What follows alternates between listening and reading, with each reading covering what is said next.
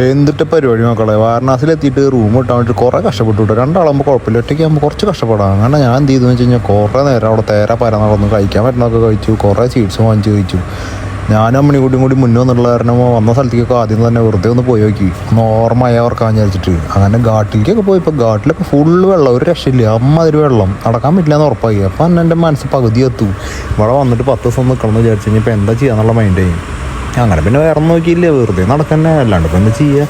അങ്ങനെ മുന്നേ പോയിട്ടുള്ള എല്ലാ സ്ഥലത്തേക്കും വെറുതെ അങ്ങോട്ടും ഇങ്ങോട്ടും തേരാ പറയും നട്ടപ്പറ വരുത്തി ഞാൻ അങ്ങനെ നടക്കുക കിടന്നു. അങ്ങനെ മാനസരോവറിൻ്റെ അവിടെ പോയി ഇപ്പോഴാണ് മണികർണിഘാട്ടിൻ്റെ അവിടേക്കുള്ള പുതിയ ബോർഡൊക്കെ വെച്ചിട്ടുള്ളതാണ്. മണികർണിഘാട്ട് എന്ന് പറഞ്ഞു കഴിഞ്ഞാൽ എന്തൊരു വീക്ക്നെസ് ആവുന്നില്ല. അപ്പോൾ നേരെ ഇവിടുന്ന് നേരെ അങ്ങോട്ടാണ് വിട്ടത്. അവിടെ പോയിട്ട് നോക്കുമ്പോൾ അടിയിൽ ശവങ്ങൾ കത്തിച്ചേർന്നൊന്നും കാണാനില്ലേ. ഇപ്പോൾ ഫുള്ള് മുകളിലായി, അടിയിൽ മൊത്തം വെള്ളം കയറി കൊടുക്കുക.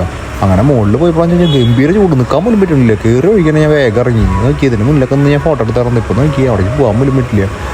അങ്ങനെ ഒരു റൂം കിട്ടിയപ്പോൾ റൂമിൻ്റെ അടുത്ത് പോയിട്ടുള്ള കടയിൽ നിന്ന് പോയിട്ട് ഭക്ഷണം കഴിച്ചു.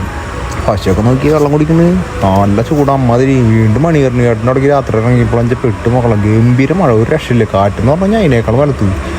അങ്ങനെ കിട്ടിയ പോസ്റ്റ് എന്ന് പറഞ്ഞു കഴിഞ്ഞാൽ 1.5 പോസ്റ്റ്, ഒരു 11:30 വരെ പോസ്റ്റ് മഴ പെയ്തിട്ട് എന്താ ചെയ്യാനായി, കണ്ട് കാര്യമില്ല. കട്ട പോസ്റ്റ്. ആ ശേഷം മാടുകെട്ടൊക്കെ നിറഞ്ഞൊഴുകുന്നതുകൊണ്ട് പോകാൻ നല്ലൊക്കെയാണ് മഴ പെയ്യണേ. എന്താ